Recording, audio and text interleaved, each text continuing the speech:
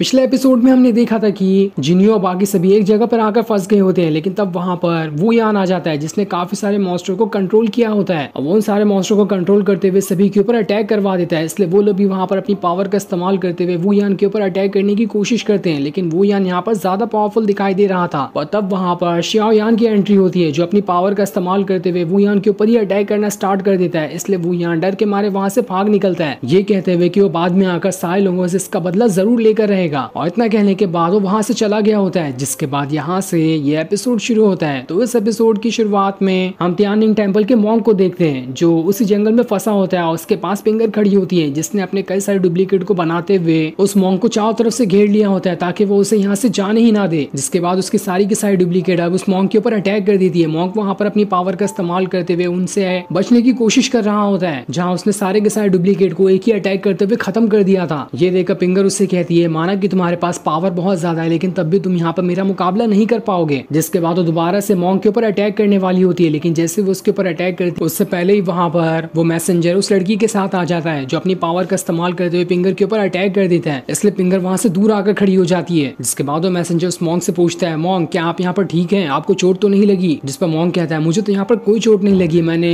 इस डीमन के साथ अच्छी फाइट की, लेकिन तुम लोगों को यहाँ पर थोड़ा सावधान रहने की जरूरत है। ये जितनी ज्यादा कमजोर दिखाई देती है उतनी है नहीं, इसकी पावर को यहाँ पर अंडर एस्टिमेट मत करना। तब ये सारी बात सुनकर पिंगर उस मॉन्क से कह रही होती है, तुम्हारे मुंह से अपनी तारीफ सुनकर मुझे काफी अच्छा लगा, लेकिन मैं यहाँ पर इस मैसेंजर को नहीं जानती कि आखिर ये कौन है। लेकिन अगर यहाँ पर ये हम दोनों के झगड़े के बीच टांग अड़ाने की कोशिश करेगा तो मैं इसे तो छोड़ूंगी नहीं, इसके साथ साथ इसके साथ जो लड़की आई है उससे भी नहीं छोड़ूंगी। वो तो मुझे सबसे ज्यादा कमजोर दिखाई दे रही है, उसके ऊपर तो हल्का सा ही अटैक करते हुए मैं यहाँ पर उसकी जान ले सकती हूँ। जिसके बाद वो वहाँ पर अपने सेड्यूस करने वाली पावर का इस्तेमाल करते हुए उस मैसेंजर को भी अपने कंट्रोल में करने की कोशिश करती है, लेकिन वो खुद को वहाँ पर संभाल लेता है। और तब उसकी पावर को देखकर उसे समझ में आता है कि ये तो पिंगर है ना, जो कि डीमन सेट की काफी ज्यादा पावरफुल लड़की मानी जाती है। मैंने इसका नाम काफी टाइम से सुनकर रखा था, लेकिन देखो आज मुझे पहली बार इसे देखने का आमने सामने से मौका मिल ही गया। ये सुनकर पिंगर उससे कहती है, अरे वाह, तुम तो मुझे अच्छे से जानते हो, ये तो कमाल ही हो गया, मुझे नहीं लगा था कि मैं आसपास के इलाकों में कितनी ज्यादा फेमस हूँ। तब मैसेंजर पिंगर से कह रहा होता है, तुम जानती हो ना कि फैंगशान वैली और त्यानिंग टेम्पल के मॉन्क भी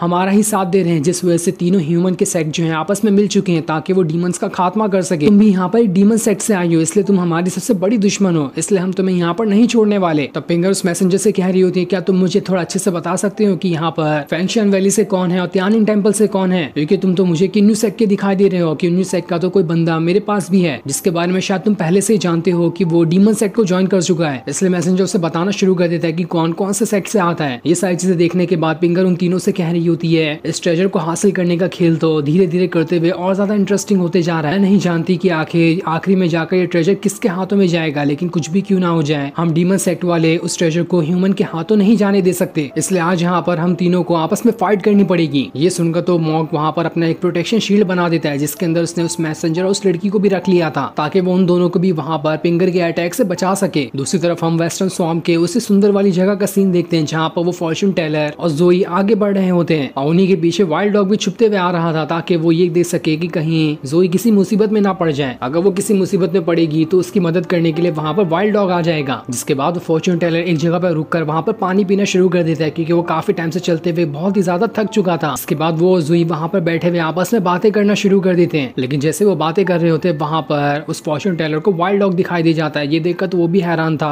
कि वाइल्ड डॉग दोबारा से यहाँ पर आ गया, आखिर ये हमारा पीछा कब जाकर छोड़ेगा। वो वहाँ पर जोई से कह रहा होता है, तुम यहीं पर रुको, मैं इस वाइल्ड डॉग को अभी देख कर आता हूँ कि आखिर अब इसे यहाँ पर कौन सा काम आ गया जो यहाँ पर फिर से हमारा पीछा करते हुए आ चुका है। जोई उसे वहाँ पर रोकने की कोशिश कर रही होती है, लेकिन जैसे वो थोड़ा पीछे मुड़ने लगती है उसका पैर वहाँ पर फिसलने लगता है, पर जैसे वो नीचे गिरती है इससे पहले वाइल्ड डॉग वहाँ पर आकर उसे बचा लेता है, जिस वजह से जोई यहाँ पर बच जाती है। लेकिन जैसे वो उसे बचाता है वहाँ पर तो वाइल्ड डॉग की आंखें फटी की फटी रह जाती है क्योंकि उससे सामने घोस्ट किंग दिखाई दे रहा था जो यहाँ पर उस फॉर्च्यून टेलर से कुछ बातें करने के लिए आया होता है, क्योंकि काफी साल पहले वो दोनों एक दूसरे को पहचानते थे। इसीलिए यहाँ पर घोस्ट किंग फॉर्च्यून टेलर से कुछ बातें करने आया होता है। वो वहाँ पर उससे कहता है, तुम तो काफी ज्यादा बूढ़े हो चुके हो, इसलिए मैंने कहा था कि तुम्हें भी कल्टीवेशन पे ध्यान देना चाहिए। अगर तुम कल्टीवेशन पे ध्यान देते तो तुम्हारी उम्र इतनी जल्दी नहीं बढ़ती। मुझे ही देख लो, मैं भी तुमसे कितनी ज्यादा उम्र का हूँ लेकिन अब भी यहाँ पर बिल्कुल जवान ही दिखाई देता हूँ। लेकिन फॉर्च्यून टेलर उससे कहता है, मुझे इन सारी चीजों से कोई मतलब नहीं है, मैंने अपनी लाइफ जी ली है, बस ऐसे ही रहने दो। वैसे भी अभी मैंने तुम्हारी बेटी के बारे में सुना था जिसकी 10 साल पहले जान चली गई, वो सुनकर मुझे काफी ज्यादा अफसोस हुआ। तब ये सुनकर घोस्ट किंग उससे कह रहा होता है, आज से कई सालों पहले मैं तुम्हारे पास आया था अपना भविष्य जानने के लिए कि आगे चल के मेरे सफर में हमें कितनी मुसीबतें आ सकती है। तब उस टाइम तुमने डिवाइन कैलकुलेटर का इस्तेमाल करते हुए मुझे बताया था कि जिस भी रास्ते पे मैं जा रहा हूँ वो रास्ता बहुत ही ज्यादा खतरनाक होने, इसलिए मुझे सावधान रहने की जरूरत है, वरना इससे तो मेरी वाइफ, मेरे बच्चे और सारे के सारे लोग मुझसे दूर हो जाएंगे। और जैसा तुमने बताया था सेम वही चीज मेरे साथ हुई। जैसे मैंने अपना सफर शुरू किया, उसी सफर के दौरान मेरी वाइफ भी मारी गई और अब देखो मेरी बेटी जो बियाव थी वो भी मारी जा चुकी है। तुमने जो कहा था वो बिल्कुल सच था। जो सारी बातें सुनकर फॉर्चून टेलर उससे कह रहा होता है, देखो मेरा एक पैर तो वैसे भी कवर में लटक चुका है और मैं किसी भी टाइम पे मर सकता हूँ, इसलिए मैं चाहता हूँ कि मरने से पहले तुम्हें सच्चाई बता ही दूं कि जब उस टाइम मैंने तुम्हें बताया था तो वो सारी चीजें बिल्कुल मजाक थी। मैं तो ऐसे मजाक में तुमसे कह दिया था कि तुम्हारा सफर इतना खतरनाक होने वाला है ताकि उसके बदले तुम मुझे पैसे दे सको। उसके पीछे मेरा कोई असली इंटेंशन नहीं था। मुझे तो पता ही नहीं कि तुम्हारा भविष्य आगे चलकर क्या होने वाला था। ये सुनकर तो घोस्ट किंग के गुस्से का वहाँ पर ठिकाना नहीं रहता। वो फॉर्चून टेलर को पकड़ते हुए कहता है, क्या कहा तुमने? उस टाइम तुम मुझसे मजाक कर रहे थे, मुझसे झूठ मत बोलो। अगर तुमने झूठ बोला तो मैं यहाँ पर तुम्हारी जान ले लूंगा। लेकिन तब भी वो वहाँ पर अपने गुस्से को थोड़ा शांत कर लेता है और फॉर्चून टेलर को छोड़ते हुए कहता है, तुम तो वैसे भी मरने वाले हो, इसलिए मैं तुम्हें यहाँ पर जिंदा छोड़ रहा हूँ। लेकिन अगर दोबारा कभी हमारी मुलाकात हुई तब मैं नहीं जान पाऊंगा कि उस टाइम मेरी मूड कैसा रहेगा। अगर मेरा उस टाइम मूड खराब हुआ तो मैं तुम्हारी उस टाइम जान ले लूंगा। ये सुनकर फॉर्चून टेलर उसका शुक्रिया कर रहा होता है अभी उसकी यहाँ पर जान छोड़ देने के लिए, वरना तो अभी यहाँ पर घोस्ट किंग उसे मार ही डालता। पर जैसे घोस्ट किंग वहां से जाने वाला होता है उसके जाने से पहले फॉर्चून टेलर उससे कह रहा होता है, देखो अभी जो मैं यहाँ पर कहने वाला हूँ वो झूठ नहीं होगा। मुझे अब तुम्हारे यहाँ से आगे के सफर में बहुत ज्यादा परेशानियां दिखाई दे रही है, इससे तुम्हें बाकी लोगों के छोड़कर खुद के ऊपर ध्यान देना चाहिए, वरना हो सकता है तुम खुद को किसी बड़ी मुसीबत में डाल लोगे। तब वहाँ पर जोई भी आ जाती है जो अपने ग्रैंडपा से पूछ रही होती है, क्या आप जानते हैं कि ये घोस्ट किंग कौन है? मैंने तो इसे पहले कभी नहीं देखा। तब घोस्ट किंग जोई से कह रहा होता है, अगर तुम मुझे नहीं जानती हो तो ठीक है, तुम्हें मेरे बारे में कुछ जानने की जरूरत भी नहीं है, बस इतना समझ लो कि मैं एक घोस्ट किंग हूँ और एक सेट का एल्डर हूँ। और इतना कहने के बाद वो वहाँ से जाने लगता है। जिसे जाता हुआ देखकर फॉर्चून टेलर जो होता है वो वहाँ पर बुद्धा के मंत्र पढ़ना शुरू कर देता है कि जिंदगी का सफर इतना आसान नहीं होने वाला, इस सफर में काफी सारी परेशानियां आ सकती है, इसलिए सारी परेशानियों को पार करते हुए हमें आगे बढ़ना पड़ता है। और इतना कहने के बाद वो भी जोई के साथ वहाँ से चला जाता है। दूसरी तरफ हम बियाओ की आंट को देखते हैं जो सेल्डर के साथ होती है। वहाँ पर होते हुए वो दोनों आपस में बातें कर रहे होते हैं कि घोस्ट किंग तो सबसे ज्यादा भरोसा शियाओफान के ऊपर ही करते हैं, पर तब भी वो उसे हमारा असली मकसद क्यों नहीं बता देते कि आखिर हमें उसकी किस चीज के लिए जरूरत है। जब उनका उसके ऊपर इतना भरोसा हो ही गया तब तो उन्हें अपना असली मकसद बता ही देना चाहिए। तब ये सुनकर वो एल्डर घोस्ट किंग की बातें याद कर रहा होता है जहाँ उसने उससे कहा था कि मैंने जो शियाओफान को कल्टीवेशन सिखाई है, किसी नॉर्मल बंदे को सीखने के लिए उसे 30 साल से ज्यादा लग जाते। जिस चीज को शियाओफान ने 3 साल के अंदर सीख लिया, उसकी पावर और उसके अंदर जो जोश है वो बहुत ही ज्यादा है। अगर वो हमारे सेट के बारे में सब कुछ जान लेगा तो मुझे नहीं लगता कि वो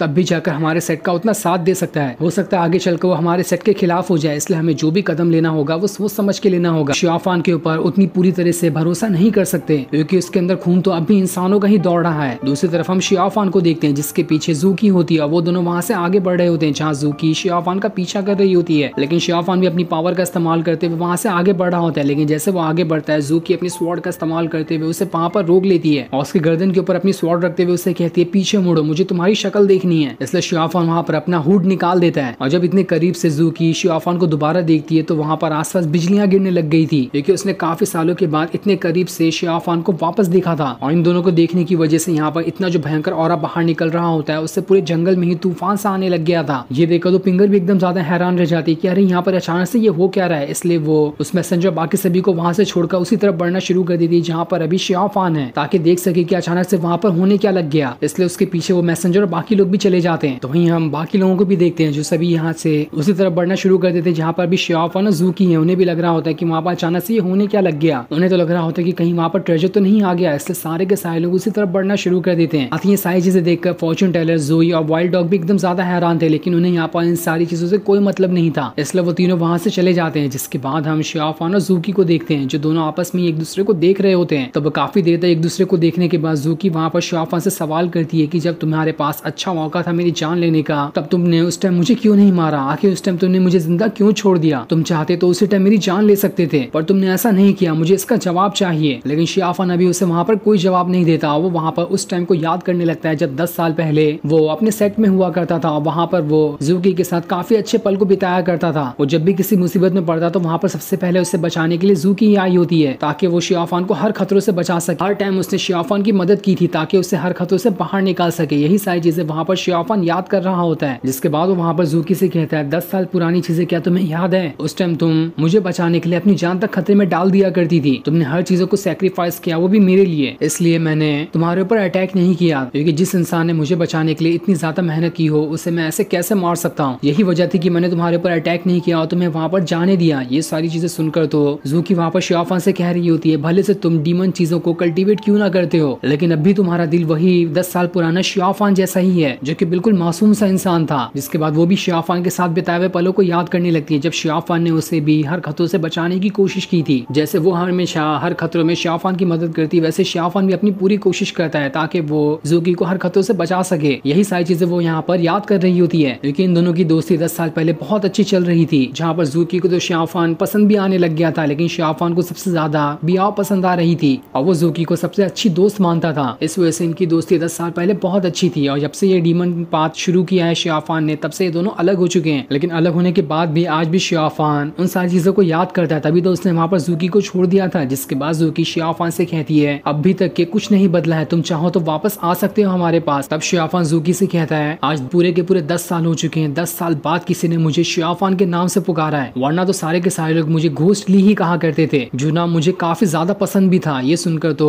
ज़ूकी को समझ आ जाता है कि वहां पर शियाफान उसके साथ नहीं आने वाला। वो डीमन पाथ को कल्टीवेट करता है, वो अभी तक के उसे ही कल्टीवेट करता रहेगा। उसे इंसानों से नफरत हो चुकी है। जो भी उसके दोस्त थे वो उनके साथ तो दोस्ती का बर्ताव करता है, लेकिन वो बाकी इंसानों से नफरत करता ही है। इसलिए वो वहां पर अपनी स्वॉर्ड को दोबारा अपनी म्यान में रखते हुए वहां से जाने लगती है। जिसे जाता हुआ देखकर शियाफान उससे कहता है, क्या तुम मेरे एक सवाल का जवाब देते हुए जाओगी? अगर तुम्हें दोबारा कभी मौका मिला मुझे मारने का, तो क्या तुम उस टाइम मुझे मारोगी? तब ज़ूकी उसे वहां पर जवाब देते हुए जाती है कि हाँ, अगर मुझे मौका मिला तो मैं तुम्हारी जान लेने में जरा सा भी नहीं झिझकूंगी। ये सुनकर शियाफान उससे कहता है, तुम्हारा ये जवाब सुनकर तो मुझे बहुत अच्छा महसूस हुआ, तो मेरी तरफ से तुम्हें पूरी फुल परमिशन है, जब भी तुम्हें मौका मिले खुशी से मेरी जान ले लेना, वो दिन मेरे लिए बहुत ही अच्छा होगा। पर अंदर ही अंदर जैसे वो ज़ूकी को जाते हुए देख रहा होता है, उसे वहां पर बहुत बुरा लग रहा था। वो चाहता तो है कि वो दोबारा से ज़ूकी और उसके सेट में वापस चले जाए, जहाँ 10 साल पहले वो रहा करता था, लेकिन वो नहीं जा सकता है, क्योंकि हालात अब 10 साल पुराने जैसे नहीं रहे, हालात अब बहुत ज्यादा बदल चुके हैं। इसलिए शियाफान बस वहीं खड़े हुए एकदम उदास मन से ज़ूकी को जाते हुए देख रहा होता है। दूसरी तरफ हम बियाव की आंट को देखते हैं, जो इतना सारा औरा देखकर कह रही होती है, इस औरा को देखकर जहाँ तक कि मुझे लगता है कि शायद यहाँ पर वो ट्रेजर आने वाला होगा, इसी वजह से यहाँ पर इतना ज्यादा औरा बाहर निकल रहा है। लेकिन इस औरा के साथ साथ यहाँ पर येलो बर्ड भी आ जाएगा, जो कि एंशिएंट मिथिकल बीस्ट है। उसके पास काफी ज्यादा पावर है, जिसे हेवनली बीस्ट का भी टाइटल दिया गया है। लेकिन हमें लगता है कि शायद हम वहाँ पर उसे जाकर हैंडल कर सकते हैं। तब वो जो एल्डर जो उसके साथ होता है वो उससे कह रहा होता है, आप इतनी ज्यादा परेशान क्यों हैं? आप नहीं जानते कि यहाँ का जो माउंटेन है वो कितना ज्यादा खतरनाक है, उसमें कितने सारे पावरफुल बीस्ट, घोस्ट और डीमंस की पावर को वहाँ पर रखा गया है, जिसकी पावर का तो कोई अंदाजा भी नहीं लगाया जा सकता। साथ ही वहाँ पर 4 स्प्लिट ब्लड फॉर्मेशन भी लगा हुआ है, जिसे तोड़ना किसी के भी बस की बात नहीं है। इसलिए वहाँ पर जाने की जल्दी कोई हिम्मत नहीं करता और वहीं पर से सारा का सारा औरा बाहर निकलते हुए आ रहा है। लेकिन हमारा यहाँ पर इसमें कोई फायदा नहीं है, हम चाहकर भी यहाँ पर कुछ नहीं कर सकते। हमारा काम तो बस घोस्ट किंग के परमिशन को